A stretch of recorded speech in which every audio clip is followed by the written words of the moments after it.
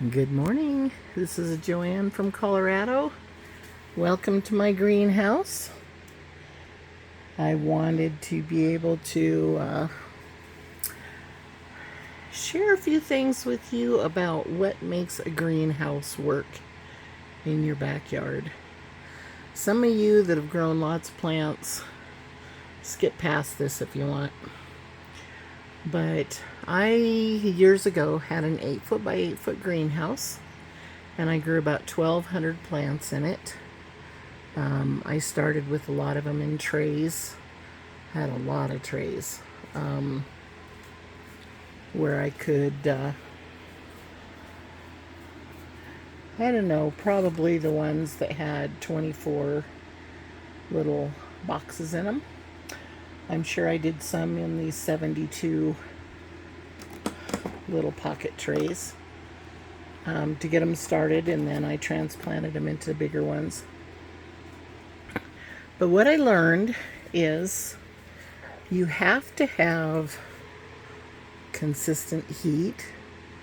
Try to keep it somewhere between 70 and 80 degrees. Somewhere in the middle there is great. You don't want a lot of humidity on the inside because it will rain down on your plants. Now in my other little greenhouse, I had a wooden frame, so I had 2 layers of plastic, and it was clear, and it was on the inside of the boards and on the outside, so that I had an insulated layer between, which really helped me heat it. Another thing that you want is an oscillating fan. Now I used to have a big round one that just went back and forth right at the level of the plants, and I shut this off for the sake of the noise of the fans. It's got 3 speeds. If I can get it down to that. This also tells the temperature in here, which it says 72 degrees Fahrenheit. And I oscillate. And what that does, and I will turn this up on high as the plants get bigger, because I want air going back and forth over the plants. I like the plants to be blowing in the wind. It makes them really strong. It keeps bugs from being at their level. And anyways, keeps your plants healthy. And it helps with this humidity. Now, on my other greenhouse, and I've only had this for like 4 days, so I had to put little windows right up here, close to the top, on both sides. And I probably will do that and just make a flap that comes down over it and can keep it shut when I want it to. But anyways, you need that to get airflow at the top and to keep there from being, you want humidity but not too much humidity, because if it starts raining on your plants from up there, it will cause mildew. So, having said that, I'm going to shut off an extra fan or two so it's not too noisy. The heaters, it dropped down to 60 degrees in here, and then I blew a breaker because I plugged in 2 heaters on the same outlet. That is not something you want to do. So now I have them going to 2 different outlets, and I will remove one of the heaters as soon as it gets back up to the right temperature.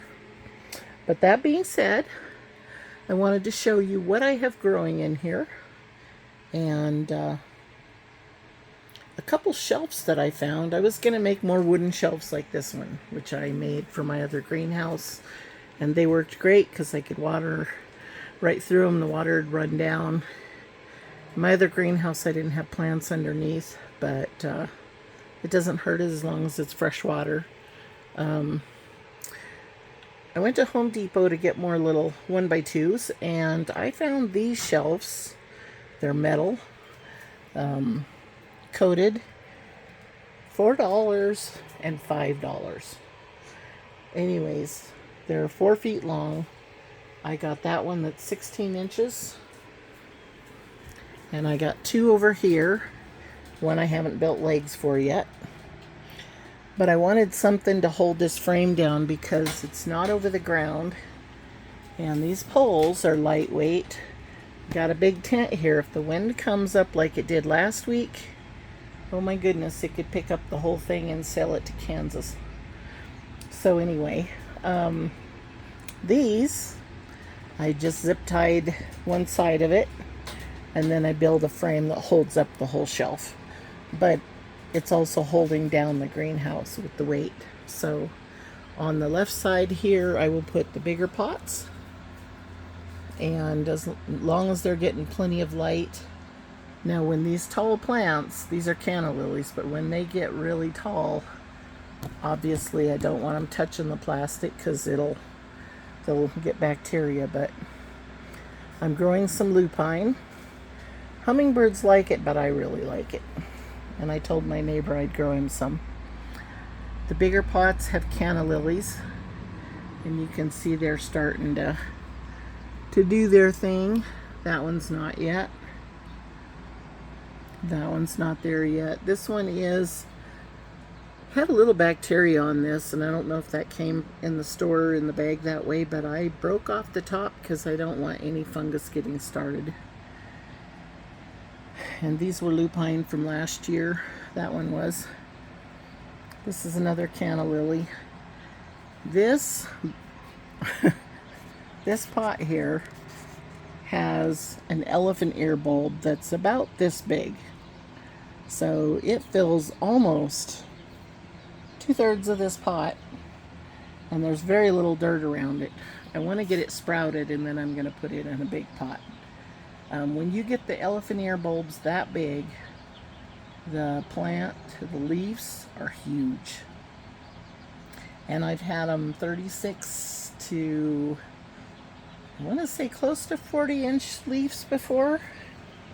And if you ever watch my birds and bird baths video from that channel, I feed a lot of the birds, especially the blue jays, in that elephant ear that I made from one of my original ones.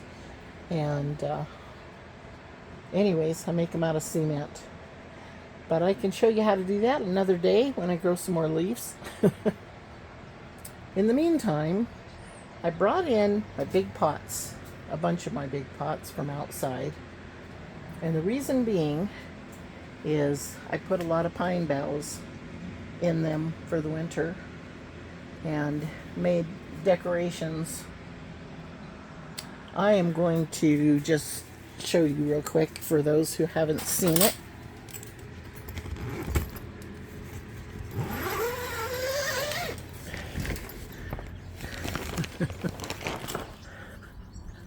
By my bird bath. The little birds, when all of my plants are gone, don't have anything to perch on. So I brought in a bunch of pine boughs, and I took a lot of them out on the back side, and I put branches and twigs in here so that the birds could perch. But what happened is all of the pine boughs down there, they insulated all of my annual plants that were down there that should never come back here because it gets down to 20 below. Anyways, I'm gonna jump back in there, but the birds like to get into the bird baths here.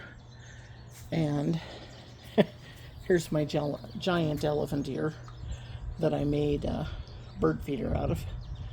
I can use it for a bird bath too, but I haven't been using it. But anyways, that's what I did with my pots over the winter.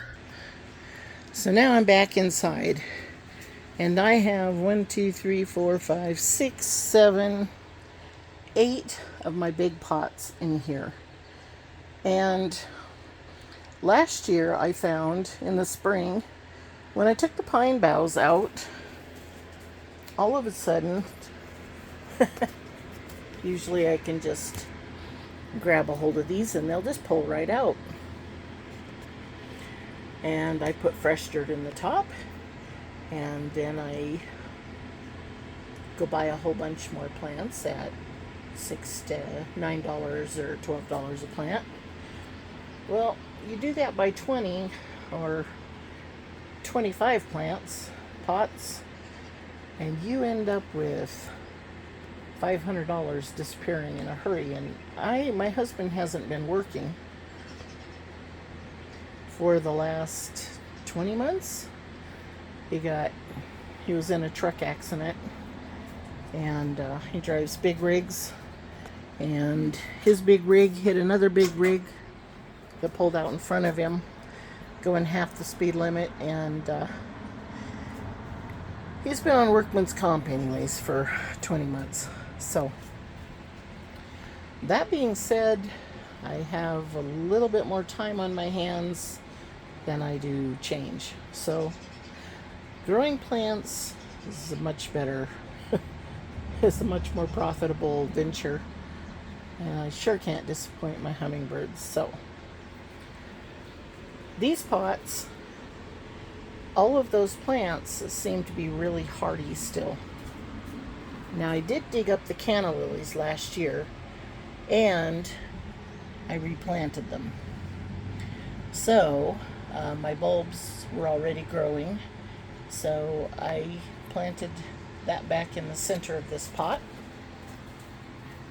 and a couple more from last year that I dug up in the fall. I planted that in the center, but all these other plants are salvias and hot lips, and I'm sure there's a vermillionaire in here, but I don't know which plant is where. I just know that these are still stuck in the ground, and their root system still seems to be alive. So I brought these big pots in here. I'm going to water them and take care of them and see how many of those supposedly annual plants come back, so I don't have to buy them again. And as you can see from some of these pots, there is a whole lot of little plants coming out. And they're little, but if they're plants that I normally have to pay $12 for, times usually 5 to 6 for every pot, then that's a whole lot of money I don't have to spend.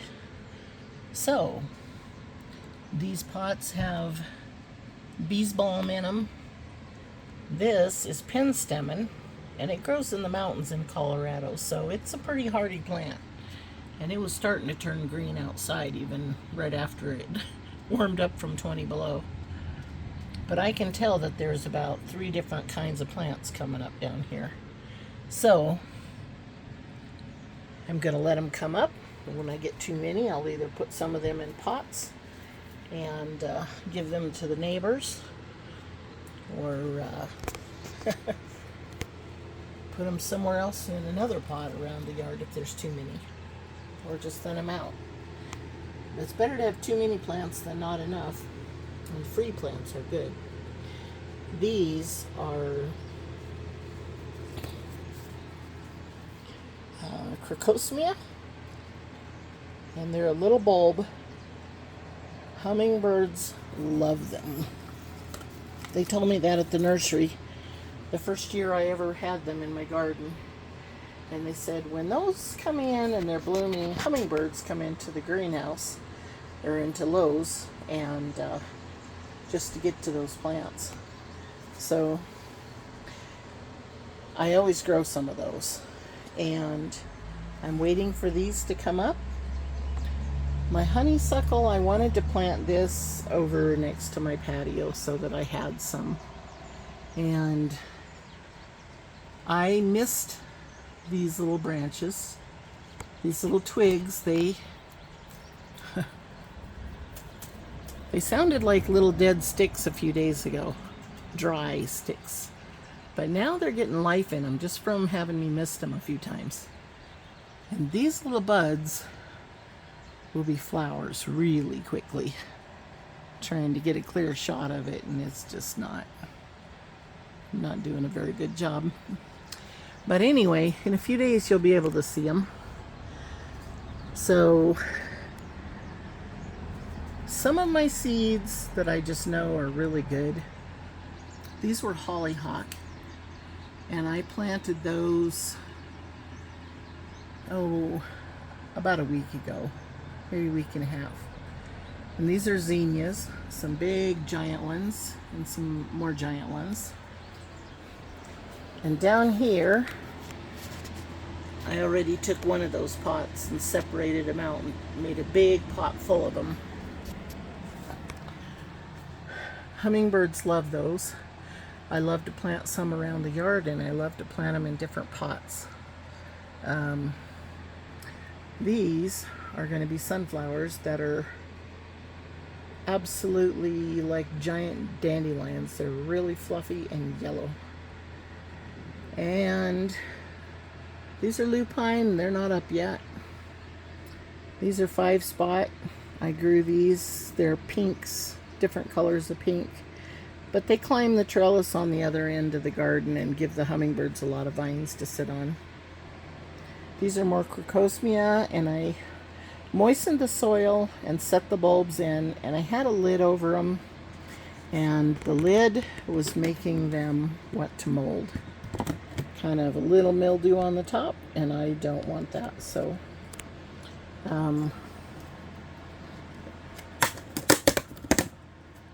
I also did that with these, with the lid, and there's hardly any moisture. A lot of drops on the lids, but I don't know if you can see those little teeny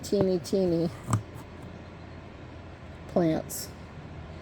They are very, very small. But anyway, they are starting to grow, and those are like those mini petunias. And they have really cool colors. And I put them in hanging baskets for my hummingbirds with some vermilion air, and they do great. These are starting to sprout.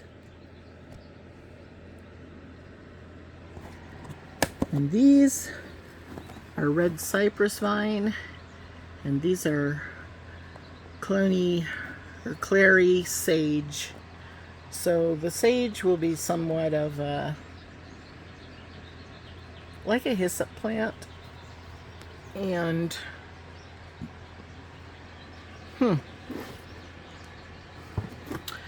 I had a package in here. I must have put it somewhere else to show you the pictures anyways.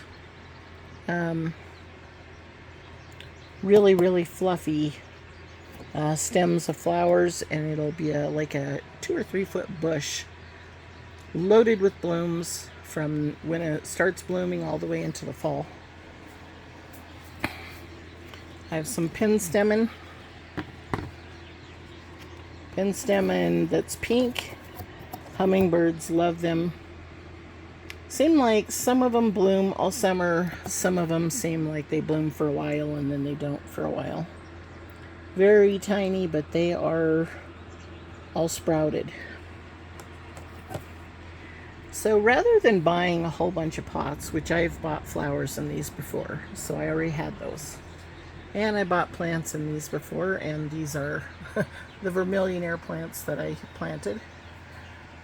These are if you went to the nursery right now and you bought these, you could multiply these by cutting this either right above these leaves.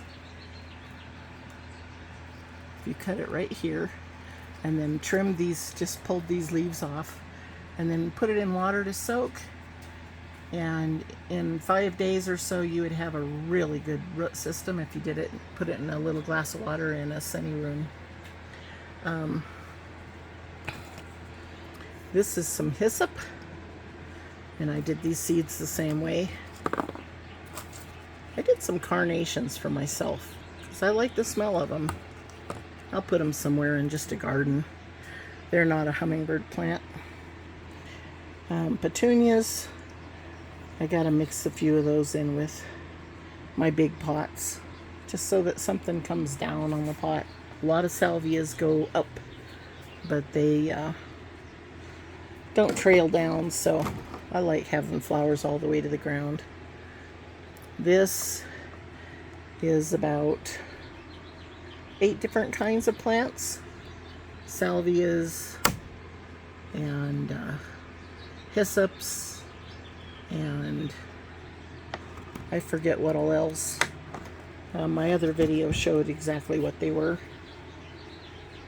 Here's my 22 plants that I got off of those 2 plants already, and they all have hardy root systems. And then once I planted them in the cup, I took and pinched off the top leaves that were here. They all have I didn't do all of them yet because there's one, but I pinched off that plant right here, and what it does is it makes that grow a whole bunch more stems out the sides, so it'll make it a thriving plant. And then down here I have some salvia that you can see reseeded, and those are the tall purple ones, and you can see those from the one with the seeds pictures that I took out of plants. I'm going to post another video so you can see pictures of them. This here is lavender. Hummingbirds like lavender flowers too. There's another one of those pots, and this one, the canna lily, I didn't pull it out of the center. It may come back because it's pretty hardy. It doesn't want to pull up, so I'm thinking it's probably still alive. Anyways, this pot was really, really dry, and it didn't have any pine boughs, so we will see what it does. And this was a king tut, or prince tut. It got to be a really big plant, and it looked really pretty. It gave the birds a lot of places to perch over the bird bath. The roots seem to be alive, so I'm going to see if new life will come off of it, and if it won't, I'll just throw it away soon here. And this is my bees balm, and it is coming up everywhere, and these will be 3 feet higher, 2 to 3 feet at the beginning, with great big red, very aromatic flowers. Lots of little tubes that the hummingbirds love. And last but not least, there's little seedlings that I'm sprouting. Robbie down in California, Robbie and Gary, she showed how she started her seeds. These are in little Ziploc bags. They have a little piece of cardboard under them, light cardboard with a name on them. I took a paper towel, and that paper towel, just a little, maybe 4x4 sheet, and folded it in half, opened it up, put the seeds in, or poured a little water on the paper towel, folded it, or put the seeds on, folded it over, and locked it in a Ziploc. And I did a couple jalapenos, a couple tomatoes, and a couple zucchini, just because I'm going to do a few of those plants this year. These are salvias, and they're a sapphire blue, and they are the ones that kind of the hummingbirds really like. The fuchsias, I have found a bag of seeds. Those are not easy to find. They're teeny seeds, and I planted, or I'm sprouting some of those for my shady hanging basket. The rest of my seeds, I put a piece of bubble wrap, just the size of the container. Put the seeds in between the paper towel with a label. These are sunflowers. And you can see how they're sprouting. This has been a day. So rather than having your seeds, just drop them in a pot and wait 8 to 10 days for them to sprout. This way, sprout them. You'll know which ones look good, healthy sprouts. In another day or so, I can plant them, the big ones, in cups that are just going to take off like crazy. These cups are a lot cheaper than those pots. And I went to Sam's Club and I bought a bag for a couple dollars of 250 cups. And these are 5-inch this tall. Anyway, I figured these cups are big enough pots for them to be in until I plant them in the bigger pots and hanging baskets. So I guess that's all for now. Save money every chance you get. I do use Miracle Grow. This is the control moisture formula just because it was on sale in Sam's Club. I like the just regular potting soil of Miracle Grow as plant food to grow them twice as big. And I guess I'll turn my fans back on, and thanks for watching. I'll get some more shelves made, and as I pot these up, I am going to have a lot of red cups, and I want them to be able to drain. I did poke holes in the bottom of every one of them. I used soldering iron to just poke a few holes in it, nice and hot. And very soon there's going to be a lot of new life in here. So thanks for watching. Have a great day, and I will be back with a lot of flourishing plants. Wish I had a big door so that when the hummingbirds come first part of April, I don't have to set all my flowering plants outside. I can just open up the door and let them fly in and see the flowers. This whole end of my greenhouse, this whole door, if the day's warm, it just rolls up and ties up there at the top. So the other day it was 60s and it was 90 in here without the door open, so there's kind of windows on the sides. Usually I would have the shelves lower, but to have the big pots underneath, I needed more space. And this greenhouse is right next to our house. Right next to the house. There's even an awning up above part of it. The thing is this whole side of it faces southeast. So I get a lot of sun. The later afternoon I don't in here, but I'm hoping with all of the light that gets bounced around it'll be enough. If not, I guess I'll bring a few light bulbs out here and shine it on it. I did find last year though, if plants do not get enough light, they will not grow a big bushy plant. They'll grow a little spindly plant. So keep that in mind. If your plants are spindly, or if you got bugs at the surface, it's better to water them from below, which I'm working on making a few trays where I can set these in instead of having to water them from above. And keep that fan blowing on them so that they're hardy and strong. And send me some pictures. Let me know what you're growing. Have a great day. Bye-bye.